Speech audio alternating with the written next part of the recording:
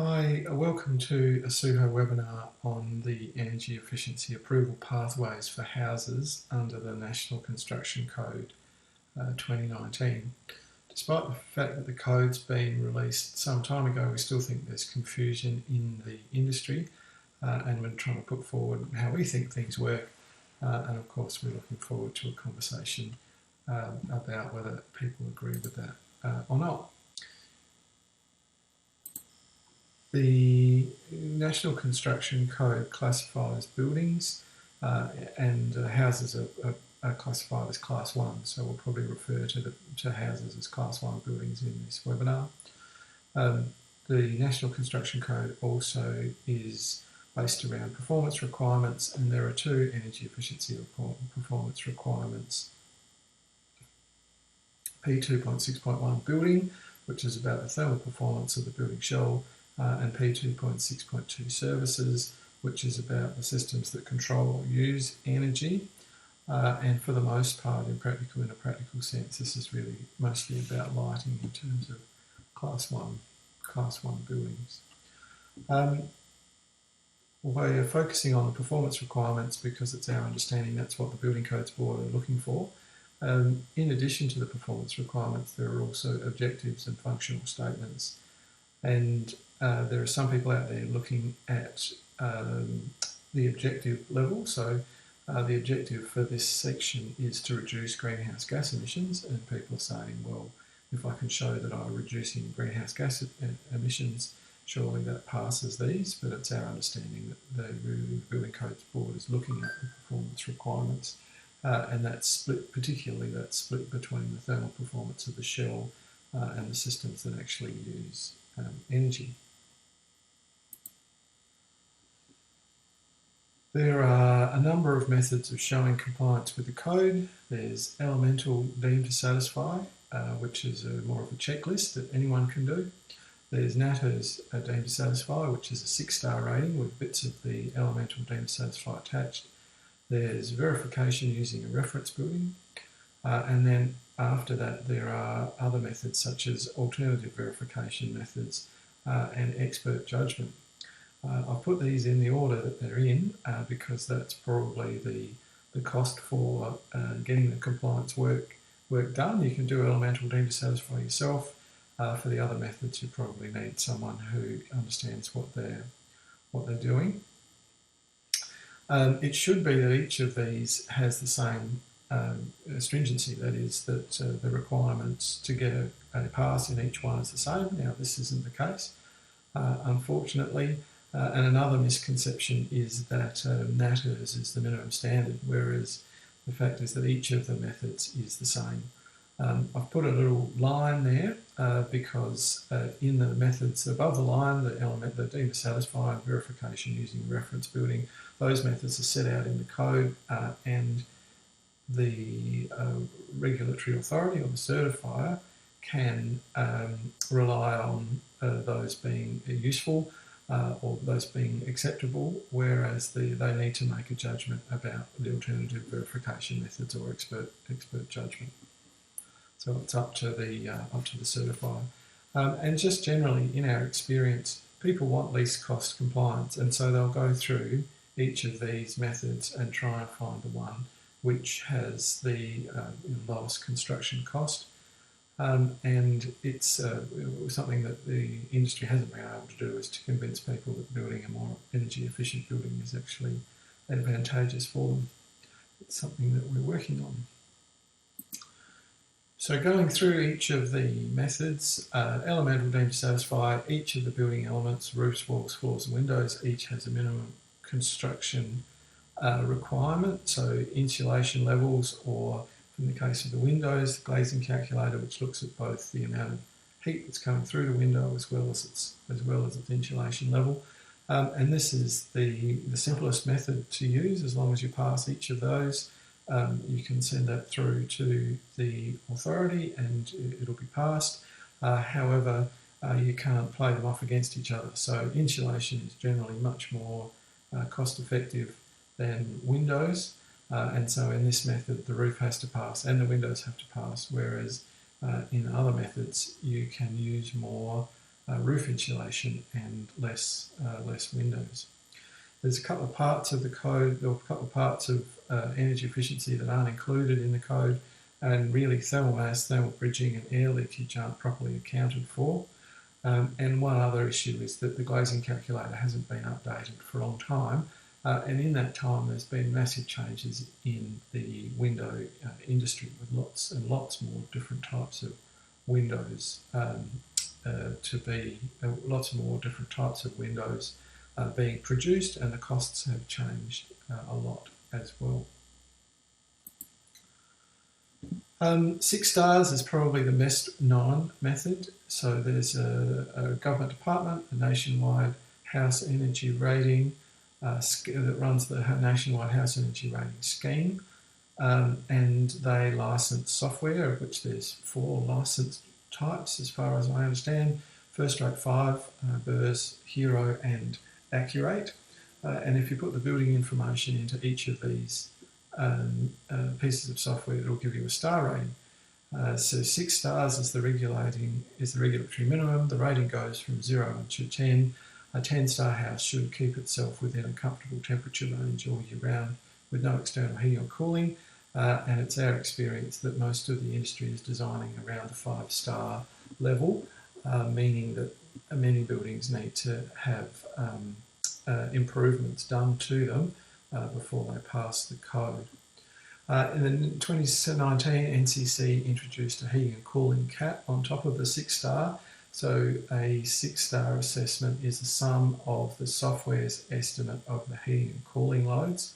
And as it's the sum, you could have, previously you could have a building which had a very high heating load and a low cooling load. So it would be very cold in the wintertime. And so there's an attempt to produce some balance there by introducing these heating and cooling caps. In practicality, they haven't made a huge amount of difference to the buildings that we see, although in some cases we've had to increase the star rating to 6.1 or 6.2 stars so that both the heating and cooling code load pass. It's another issue that all the 4 softwares and the assessors using them, if they're given the same house with the same specification, should get the same result, and unfortunately that's not the case. And while the 6-star rating has been in for a number of years, there have been changes to the software and to assessor procedures, which has always unfortunately increased the requirement. So a building that was getting 6 stars in 2010 is probably getting 5.5 stars now, and that hasn't been approved by anyone. It's just as the software has increased, as changes have been made, it's increased the stringency slightly. The output of the software is a certificate. And you can either get an accredited certificate or a non-accredited certificate. And we accredited assessors have CPD and pay fees and are trained to use the software. And we highly recommend that people use an accredited assessor. There are a couple of accrediting assessor organisations, and the way that you tell the difference is that the certificate is coloured. I'll show you an example. And for an accredited assessment, where it's in black and white for a non-accredited assessment. Here's an example of the certificate. So you're looking for that 6 stars and to make sure that the person doing it is an accredited assessor. Okay, now in the National Construction Code there are performance solutions, verification methods and alternative solutions. So previously we were talking about elemental deemed to satisfy. So that's a very simple checklist based method for people to show that their building passes the construction code. If you can show that your building is better than the minimum standard as represented by the deemed to satisfy, then your building is deemed to pass. So the solution needs to be at least equivalent to the deemed to satisfy solutions. There are a number of different, and these solutions are called performance solutions, and there are a number of different ones. There can be ones provided in the NCC itself, and there are ones that are accepted by an appropriate authority. We call these an alternative solution, just to show the difference between the performance solution, which is written into the National Construction Code, and those that aren't. There's expert judgment, which I don't really know a lot about, and then there's comparison with deemed to satisfy provisions. So you can mix and match by showing that you comply with various parts of the deemed to satisfy. Now, these aren't just for energy efficiency, these are done across the whole of the construction code, where people can show that their innovative method of construction is meeting the minimum performance requirement. So going on about how this applies to energy efficiency, there's one verification method that's written into the code, verification using a reference building, and it's been in the code for a long time, although there was a change in the 2010 code that made it much more usable. And effectively what we're doing is showing that the proposed building, the building that you want to build, is better than a reference building, which is compared to the elemental deemed to satisfy. Now, changes were brought in 2019, and so now we can no longer use NatHERS software. The software needs to comply, the software used to do a verification using a reference building method needs to comply with ASHRAE 140. And there's been a lot of tightening up between the reference building and the proposed building. So, for example, the air leakage or air movement, ventilation needs to be the same between the reference and proposed. There's a whole list of these in the code. And now, again, a change that was made in 2019, the reference building is a brick veneer concrete slab on ground building. The flexibility given by the verification using a reference building allowed for buildings to comply that were outside the norm. So the normal building built in Australia is a concrete slab on ground, brick veneer. That would be by far the most common type of house built. When the houses are lifted off the ground and have a lightweight floor, they don't perform as well in software, and so it can be very difficult to get those buildings to comply.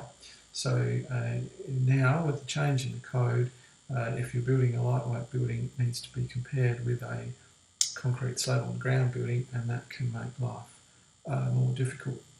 So the changes, I think, were made because the NCC 2016 had a very poorly defined reference building, and people were able to find all sorts of differences between them, and buildings were getting passed that were probably below what the building codes that was done correctly, but it was perhaps not what the Building Codes Board were expecting.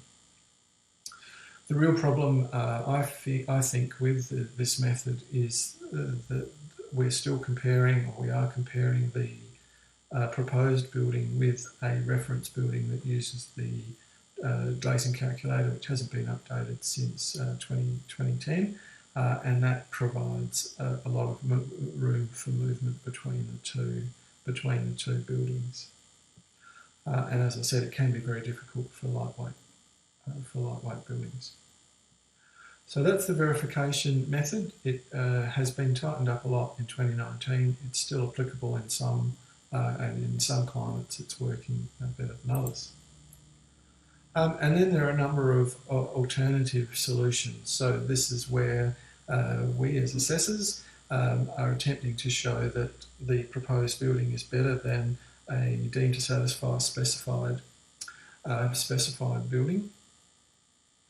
And there's a number of ways of doing this, but whether this method is actually usable for compliance purposes or not really depends on the certifier and how willing they are to accept responsibility for these solutions, because it's up to them at the end of the day to accept or not. So there's various ways of comparing the modelled building, comparing a proposed building that's modelled with a deemed to satisfy elemental building, and using changes between those two. So the verification method, verification against reference building that's set out in the code is very strict, and if some of those rules are relaxed, it's easy to show compliance, but it does depend on the certifying authority to accept that. Another contentious method is a solar offset. So as stated earlier, the objective of the code is to reduce greenhouse gas emissions, but there is a separation between the thermal performance of the building shell and the services of the building, of which solar panels are part thereof. However, the cost of upgrading the thermal performance of the shell is far in advance of the cost of adding more solar panels to the building. So there have been attempts to calculate that difference. If I don't want to double glaze my windows, how much more solar power do I need to generate to run my air conditioner? And in South Australia, there is a variation for this, but for small lightweight buildings only, and for difficult climates where it's difficult to get those buildings to pass. The variation has led people to think about this to the extent that Planning SA has released an advisory note to say that they'd prefer people not use solar offsets. So it's a difficult one in that the building code is trying to make sure that buildings are built to a minimum performance level, but if the most cost-effective way of reducing greenhouse gases is to build a building with less thermal performance but add more solar panels to it to produce the electricity to run the building, how is that balanced? Now, I think in the next code, they're going to be looking at a whole of house, so something that an assessment method that does both and combines them.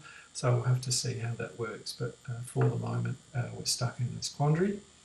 And the third alternative solution that we've got is around air tightness. So traditionally, Australian buildings are very leaky, and there are arguments for tightening that up. So